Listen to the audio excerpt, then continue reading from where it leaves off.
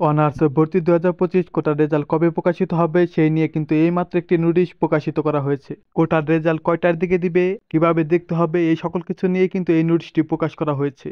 এখানে দেখতেই পারছো শিরোনাম দেওয়া হয়েছে 2024-25 শিক্ষাবর্ষে প্রথম বর্ষ স্নাতক ভর্তি কার্যক্রমে দ্বিতীয় মেধা তালিকায় ভর্তিকৃত শিক্ষার্থীদের বিষয় পরিবর্তন, কোটার মেধা তালিকা প্রকাশ ও কলেজ কর্তৃক চূড়ান্ত ভর্তি নিশ্চয়ন সম্পর্কিত জরুরি বিজ্ঞপ্তি। তার নিচে বলা হয়েছে যে দ্বিতীয় মেধা তালিকায় ভর্তিকৃত শিক্ষার্থীদের বিষয় পরিবর্তন ও কোটার মেধা তালিকা 11ই আগস্ট 2025 তারিখ বিকাল 4টায় প্রকাশ করা হবে। রেজাল্টটি তোমরা SMS এর মাধ্যমে দেখতে পারবে, এমনকি জাতীয় বিশ্ববিদ্যালয়ের ওয়েবসাইট থেকেও দেখতে পারবে। তবে SMS এর মাধ্যমে দেখতে পারবে বিকাল 4টার পর থেকে এবং জাতীয় বিশ্ববিদ্যালয়ের ওয়েবসাইট থেকে দেখতে পারবে রাত 9টার পর থেকে।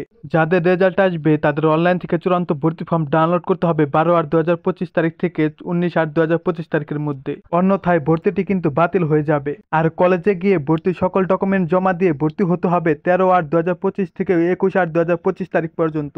এর মধ্যে যদি তুমি ভর্তি হতে ব্যর্থ হও তাহলে কিন্তু তোমার ভর্তিটি ক্যান্সেল হয়ে যাবে। অনার্সের যাবতীয় সব তথ্য পেতে অবশ্যই আমাদের চ্যানেলটিকে সাবস্ক্রাইব করে পাশে থাকবে।